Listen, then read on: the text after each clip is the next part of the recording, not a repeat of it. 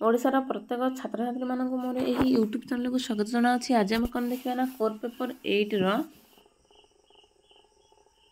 Unit 3 ऋणग्रस्तता कौन। ऋणग्रस्तता भारतीय समाज एक बहु पुराना समस्या भाव में परिचित अटे। यह विशेष भाव ग्रामीण समाज में देखा जाए। आम देश में प्राय प्रत्येक राज्य में बहु संख्यक लोक बहु पुरुषर बहुत ऋण बोझ बुड़ी रही देखा जाए। यह विभिन्न भाग में ग्रामांचल लोक प्रभावित करें। कहुए जे ऋण भितर ही जड़े भारतीय जन्म होता है, बची था और शेष में मृत्युवरण करता है और मृत्यु पर यह उत्तराधिकार को हस्तांतरित होता है। अर्थ अभाव हेतु लोके ग्रामर महाजन ठारू टंका करज करने को बाध्य होता। अनेक समय अत्यधिक करज कर ऋण परिशोध करने को अक्षम होता। फल ऋणग्रस्तता कौन वृद्धि पाई थाए। ऋणग्रस्ततार कारण गुड़िक कौन कौन देखा। प्रथम कौन होता ना वंशगत ऋण। पूर्वपुरुष मैंने कर ऋण को उत्तराधिकारी परिशोध करने को पड़ी था।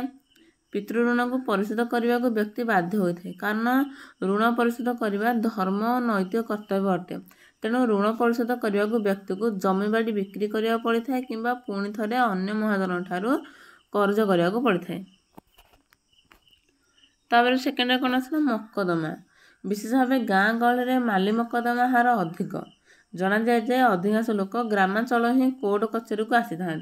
अधिकांश समय गाँ ग्राम कृषक जमीबाड़ी पौतृक संपत्तिर विभाजन परिवार आदि क्षेत्र में लोके गंडगोल लिप्त था एवं यार समाधान कोर्टर आश्रय नहीं अधिकांश टंका खर्च होता है। फल ऋणग्रस्तता बढ़ी थाए। देखिए कौन ना थर्ड कौन अच्छे अज्ञता और निरक्षरता। ग्रामांचल अधिकांश लोक अशिक्षित और निरक्षरता अटंती। एमाने विभिन्न नियम कानून विषय जानी न था। विभिन्न अनुष्ठान तथा बैंक रे कम सुधे ऋण मिलुथिले मध्य एमाने महाजन और साहूकार मानक पाखु जाई अधिक सुधे ऋण आनी शोषण होता। तापर कौन आसा मद्यपान। जदि व्यक्ति मद्यपान आसक्त हुए ताहले आयर अधिकांश भाग मद्यपान खर्च हुए। मद्यपान एक बद खर्च अटे। अत्यधिक मद्यपान हेतु व्यक्ति ऋणग्रस्त होता है। तापर कौन आसा बेकारी। केतक परिवार लोक मैंने बेकार हो बसी था। परिवार चलाइवाई से यथेष्ट संबल न था। तेणु से सर्वदा ऋण कर ऋण में बुड़ी रही था। तापर आ गोटे कारण कौन ना स्वल्प आय। भारतीय ग्रामांचल में कृषि माने साधारणतः अत्यंत गरीब अटंती। से माने विशेष भाव कृषि उपर निर्भर करथांती। आयर अन्य कौन पंथा न था। से परिवार चलाइबा कष्टर हो पड़े और कृषि पाई सार विहन औषध इत्यादि आने शेष में ऋण आने बाध्य होता।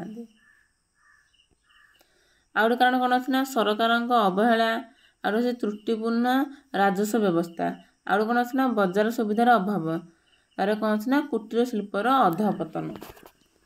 वीडियोटी जदि भल लगा लाइक करूँ, शेयर करूँ, सब्सक्राइब करूँ और जहाँ डाउट अच्छे कमेंट रे लिखूँ।